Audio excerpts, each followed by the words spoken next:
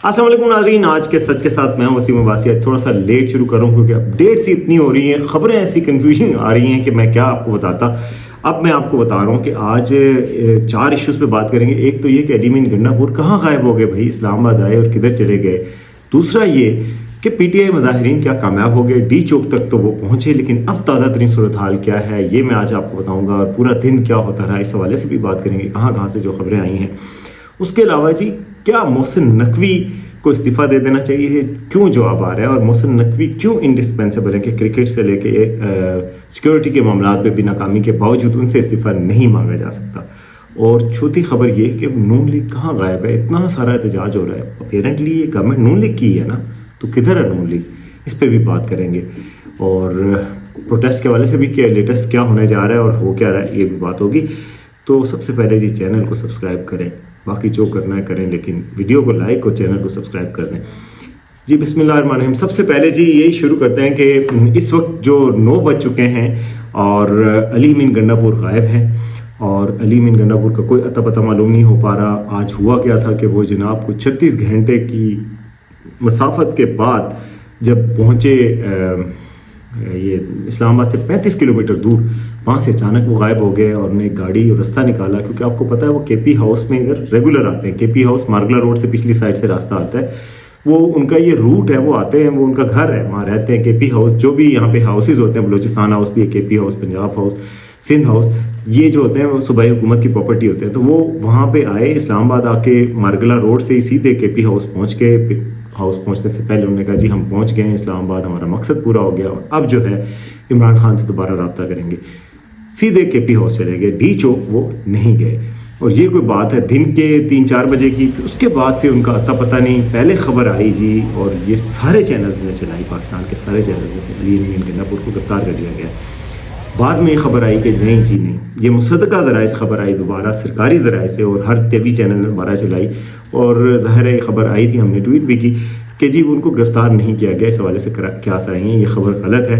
मगर वो किधर गायब हैं, गुज़श्ता कोई 4-5 घंटे हो गए हैं, वो कहीं उनका अता पता मालूम नहीं हो रहा। सिद्दीक जान सहाफ़ी हैं, उन्होंने ट्वीट किया कि जी उनको पेशावर रवाना किया जा रहा है, और वो हो गए रवाना।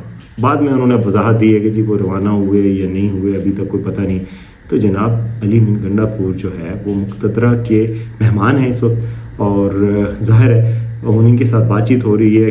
उससे पहले आपको पता है कि केपी हाउस में बहुत बड़ी तादाद दाखिल हुई थी, रेंजर्स की और पुलिस की, इस्लामाबाद की, और फिर उसके बाद उनको मेहमान बना लिया गया। और अब क्या लफ्ज़ यूज़ करें, फिर ज़ाहिर है ना गिरफ्तार है ना कुछ है, क्या है, मेहमान है, डिटेंड है, और वो उनकी मेहमान नवाजी शुरू हो गई। यानी बातचीत शुरू हुई होगी। क्या मेहमान नवाजी होती है, एक चीफ मिनिस्टर है, सबसे बड़ा उनको एडवांटेज है, एक सूबे के चीफ मिनिस्टर हैं, और सूबे के चीफ मिनिस्टर की वजह से ही ज़ाहिर है वो इस्लामाबाद तक पहुँचने में भी कामयाब हो गए। अगर कोई वो ना होते तो बहुत मुश्किल होता है जिस तरह के इंतजाम किए गए थे। लेकिन गवर्नमेंट की, इस्टेब्लिशमेंट की भी मजबूरी है कि वो एक पूरे सूबे की नुमाइंदगी करते हैं, अवाम के नुमाइंदे हैं और इलेक्टेड वज़ीर आला हैं। अब इसलिए उस वजह से उनको मार्जिन देना पड़ता है, और वो उन पर फायरिंग, उन पर कुछ भी नहीं किया जा सकता था।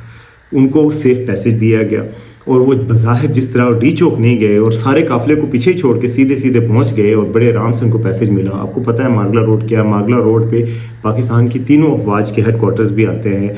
अब तो GHQ भी बन रहा है, नया GHQ वहाँ पर बन रहा है, एयरफोर्स, नेवी, सबके वहाँ पर ऑफिसेज़ हैं, बड़े बड़े ऑफिसेज़ हैं, मतलब नेवल हेड क्वार्टर है, और उसके अलावा ये भी है।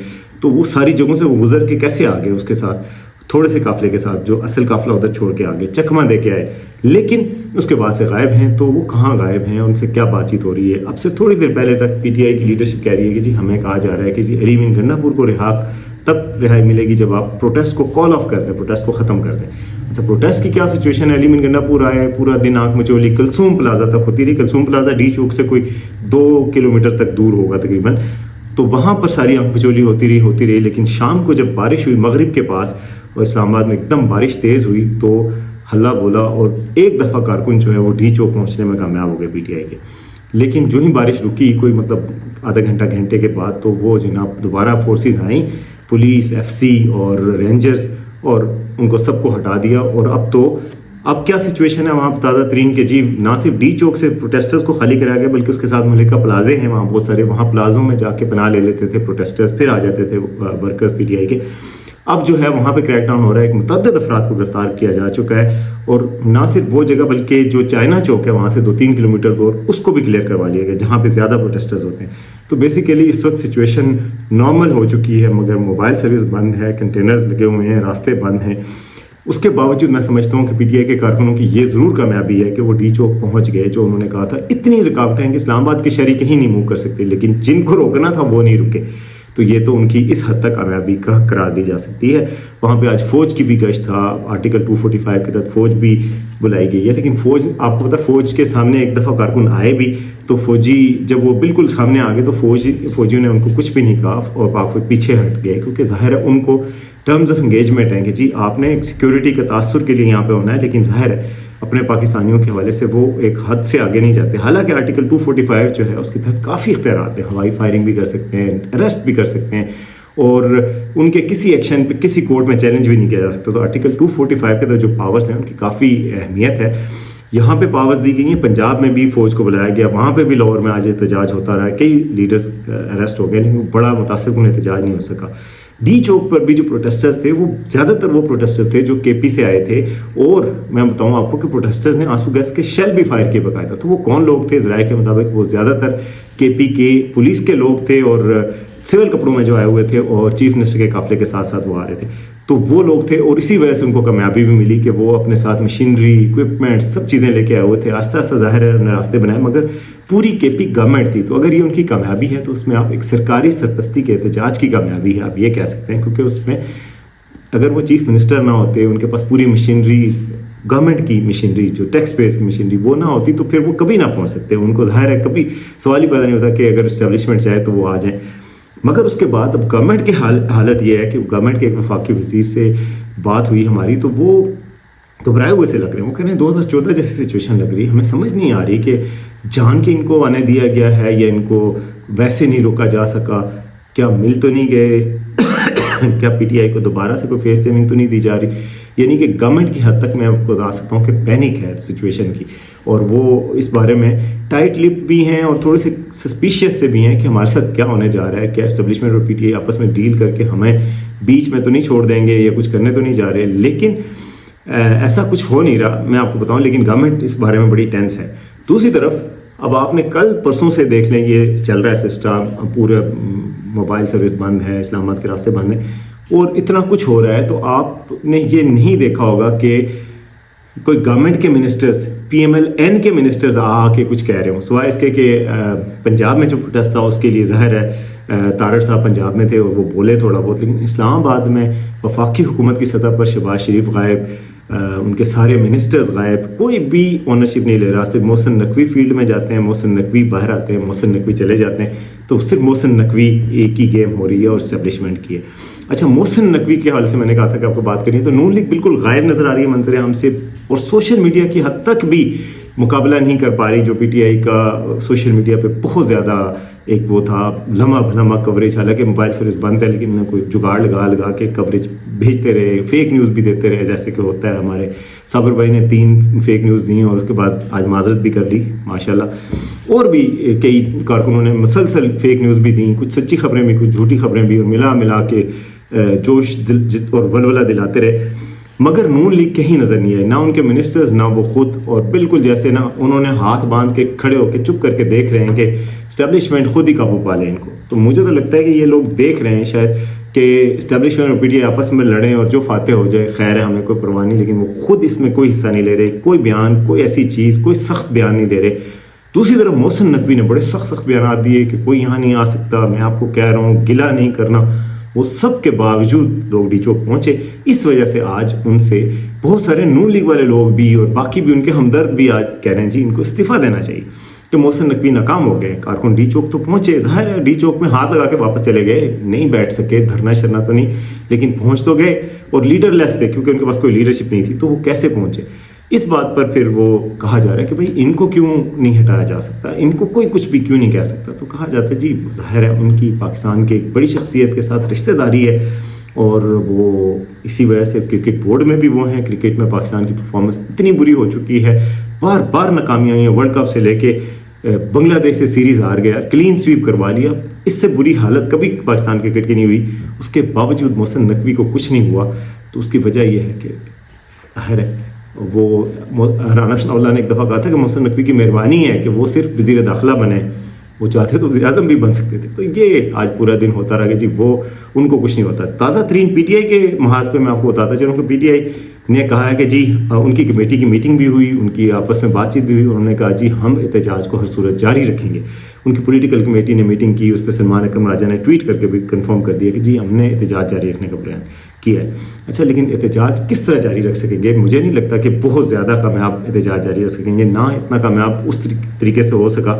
ڈی چوک پہنچ تو گئے, لیکن اسلام آباد سے بہت زیادہ ورکرز کی تعداد نہیں نکلی, پنجاب سے ورکرز کی تعداد نہیں نکلی, سوائے کے پی کے چیف منسٹر کی سرکاری سرپرستی میں آنے والے قافلے کے باقی کسی نے ٹف ٹائم نہیں دیا. انہوں نے واقعی ٹف ٹائم دیا اور وہی سارا کچھ تھا, سرکاری سرپرستی تھی. تو پی ٹی آئی کا یہ بھی سوچنے کا ہے کہ وہ سسٹینیبل پروٹیسٹ کر سکیں گے. اور جب خاص طور پہ فیصل واوڈا کہتے ہیں کہ جی آپ کو اقدامات نظر آنے شروع ہو جائیں گے کہ اس وقت حکومت کے بجائے اسٹیبلشمنٹ براہ راست کنٹرول میں, اور اسٹیبلشمنٹ کا کنٹرول ہے, تو دیکھتے ہیں کہ وہ اب آنے والے دنوں میں کیا کرتے ہیں. مجھے لگتا ہے کہ اس پہ سختی بڑھے گی. اسلام آباد ہائی کورٹ نے پہلے ہی کہہ دیا کہ اسلام آباد میں کوئی غیر قانونی پروٹیسٹ نہیں ہو سکتا, اس پہ حکومت سختی سے وہ کرے.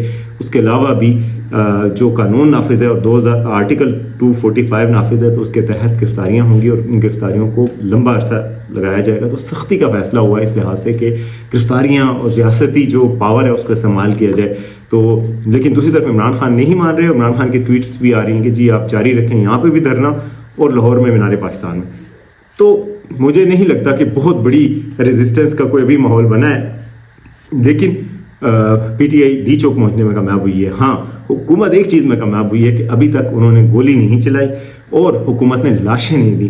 جو کہا جا رہا تھا کہ جی پی ٹی آئی کو لاشیں چاہیے, عمران خان لاشیں مانگ رہے ہیں اس لیے کہ اگر لاشیں ہوں گی تو پھر اس کے بعد انرسٹ بڑھائی جا سکتی ہے کہ جی ہمارے بندے مار دیے ہیں, انٹرنیشنلی آواز اٹھائی جا سکتی ہے, ایس سی او سمٹ ہو رہی ہے, اس کو سبوتاج کیا جا سکتا ہے. لیکن لاشیں دینے میں کامیابی نہیں ہوئی, لاشیں نہیں دیں. محسن نقوی نے, حکومت نے, اسٹیبلشمنٹ نے, جو بھی ہے, ان کو ایسے طریقے سے ٹریٹ نہیں کیا کہ جس سے وائلنس اتنا بڑھے کہ کوئی تصادم ہو. شاید اسی وجہ سے ڈی چوک بھی دے دیا کہ ایک حد سے آگے نہیں جا رہی حکومت وائلنس کے استعمال میں.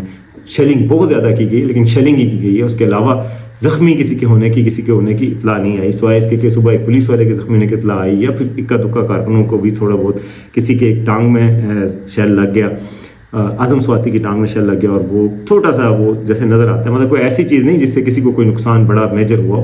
شکر ہے خدا کا کسی کو بھی دونوں سائڈوں پہ ایسا بڑا نقصان نہیں ہوا. تو یہ جو چیز ہے, حکومت کی صرف ایک کامیابی ہے کہ لاشیں نہیں ملی پی ٹی آئی کو, لیکن پی ٹی آئی کی یہ کامیابی کہ انہوں نے سمبولیکلی ڈی چوک پہنچ کے دکھایا, اور ڈی چوک ورکر جو ہے وہ ڈٹے رہے, خاص طور پہ کے پی سے آنے والے. اسلام آباد والے تو اتنے نہیں, لیکن اسلام آباد والوں نے بھی ریزسٹنس دکھائی ہے. کل سے چائنا چوک پہ وہ آ رہے تھے, کبھی کوئی 2 درجن 5 درجن آ گئے, ایک دفعہ 100-200 آ گئے, پھر 300 آ گئے, بس اس سے اوپر نہیں ہوئے. اور وہ آ کے سامنے آتے تھے کلثوم پلازا میں, شیلنگ کا سامنا کرتے تھے, پھر واپس پیچھے چلے جاتے, پھر آتے تھے, پھر چلے جاتے تھے. آج البتہ ڈی چوک میں ایک دفعہ پہنچے. تو یہ جی ابھی تک کی صورتحال ہے. ابھی بھی کنفیوژن بہت زیادہ ہے, خبریں آ رہی ہیں, خبریں باؤنس ہو رہی ہیں, خبریں غلط ثابت ہو رہی ہیں. اس سے زیادہ مشکل وقت صحافیوں کے لیے نہیں ہے, کیونکہ ہر لمحہ سچویشن بدل رہی ہے. سرکاری ذرائع سے خبر آئی تھی کہ علی مین گنڈا پور ریسٹ ہو گئے, بعد میں کہا گیا کہ ریسٹ نہیں ہوئے. کہا یہ جا رہا ہے کہ ہائی کورٹ کے پشاور میں ان کو راہداری ضمانت ملی ہوئی تھی, تو وہ ان کو اریسٹ نہیں کیا جا سکتا تھا, اس لیے نہیں کیا جا رہا, اور سچویشن کو بھی زیادہ خراب نہیں کرنا. تو اب دیکھتے ہیں اگلے 24 گھنٹے اس سے زیادہ اہم ہیں, اور اس میں سچویشن زیادہ کلیئر ہو جائے گی, تو اس کے بعد ہم آپ کو اپڈیٹ کرتے رہیں گے. دیکھتے رہیے آج کا سچ.